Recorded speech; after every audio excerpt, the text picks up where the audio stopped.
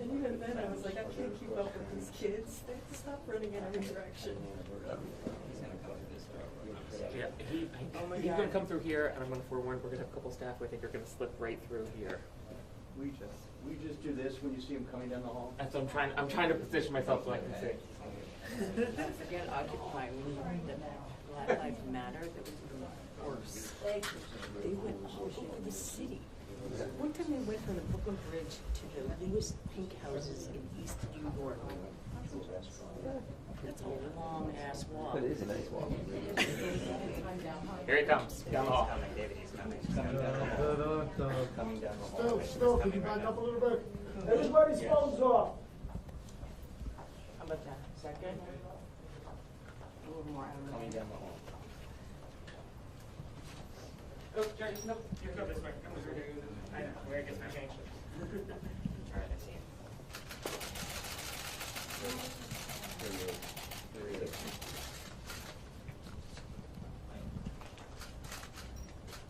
I was going to ask, are we ready? But I think that's superfluous. Good afternoon. First, to observe, Attorney General Barr appears to have shown an unsettling willingness to undermine his own department in order to protect President Trump. Barr's words and actions suggest he has been disingenuous and misleading in saying the president is clear of wrongdoing. Attorney General Barr's letter summarizing the report from March 24th quoted the special counsel report, quote, "While this report does not conclude that the president committed a crime, it also does not exonerate him." He ignored what is in the Mueller report just 2 sentences before, where the special counsel concluded that, quote, "If we had confidence after a thorough investigation of the facts that the president clearly did not commit obstruction of justice, we would state so. Based on the facts and the applicable legal standards, however, we are unable to reach that judgment." Obviously, this changes the emphasis and meaning of the paragraph, and obviously he didn't include the key sentences. Second, Special Counsel Mueller went on to say that, quote, "A thorough FBI investigation would uncover facts about the campaign and the president personally that the president could have understood to be crimes or that would have risen to personal and political concerns," close quote. For some reason, Attorney General Barr excluded this critical finding as well from his version of events. The Attorney General's decision to withhold the full report from Congress is regrettable, but no longer surprising. Barr has so far refused to work with the committee to provide us with information, the kind of information that has been customarily provided in the past and to which the Judiciary Committee is entitled. These concerns and many others will be addressed when Barr testifies before the committee on May 2nd. Even in its incomplete form, however, the Mueller report, incomplete because part of it is redacted, even in its incomplete form, however, the Mueller report outlines disturbing evidence that President Trump engaged in obstruction of justice and other misconduct. Contrary to the Attorney General's statement this morning that the White House, quote, "fully cooperated," unquote, with the investigation, the report makes clear that the president refused to be interviewed by the special counsel and refused to provide written answers to follow-up questions. Page 13 of Volume 2.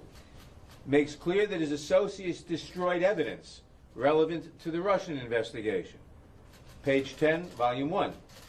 The report concluded there was substantial evidence, in quotes, that President Trump attempted to prevent an investigation into his campaign and his own conduct. Page 76, page 78, page 90, page 157, Volume 2. That is why I have formally requested that Special Counsel Mueller testify before the House Judiciary Committee as soon as possible so we can get some answers to these critical questions, because we clearly can't believe what Attorney General Barr tells us. Finally, it is clear the Special Counsel's office conducted an incredibly thorough investigation in order to preserve the evidence for future investigators. The Special Counsel made clear that he did not exonerate the President, and the responsibility now falls to Congress to hold the president accountable for his actions. Congress must get the full unredacted report along with the underlying evidence uncovered by Special Counsel Mueller. Congress requires this material in order to perform our constitutionally mandated responsibilities.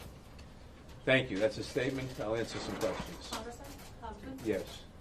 When you say that it's Congress's responsibility to hold the president accountable, does that mean impeachment? That's one possibility. There are others. We obviously have to get to the bottom of what happened and take whatever action seems necessary at that time. It's too early to reach those conclusions. It's one reason we wanted the Mueller report. We still want the Mueller report in its entirety, and we want other evidence too. Congressman? Chairman, will Congress proceed with their own obstruction inquiries? We will proceed with our inquiries. I mean, the first thing we will do is make sure we get the rest of the report and the underlying evidence. We will have Attorney General Barr testify in front of the Judiciary Committee on May 2nd. I anticipate that Mr. Mueller will testify sometime in the next couple of weeks after that, and we will probably hold a series of hearings on other aspects, and we'll see where we go from there. If you choose to go toward impeachment, how important would this report be? Do you think this provides a roadmap? Well, it's too early to talk about that, because we will have to go follow the evidence where it leads, and I don't know exactly where it will lead. If I did know, I wouldn't need all this information.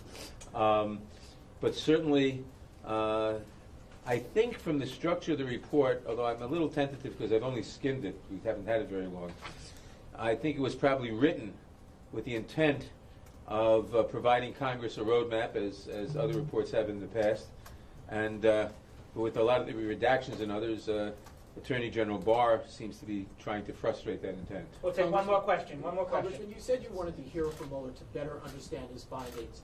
Based on what you've seen from the report, what specifically do you want to hear from Mueller about that you already don't have an understanding? There are dozens of things we want to hear. Just give me a few. Well, for example, Barr says, or I don't remember where he said it, whether this was verbally or in one of his letters to us, he told us that the special prosecutor's determination that the president, that he wasn't going to indict the president on obstruction charges, had nothing to do with the Department of Justice doctrine or opinion that a sitting president is unindictable as a matter of law. There's a lot of material in the report that seems to indicate that that doctrine was considerably important. We'd want to get to the bottom of that. Okay, thank you very much. Thank you. Thank you. Thank you. Thank you. Thank you, everybody. Why did we come all this way? Answer some questions, right? Wanna wrap up, Elizabeth? Ask questions.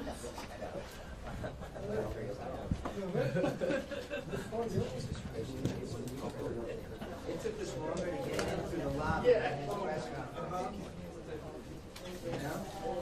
you, everybody. Thank you very much.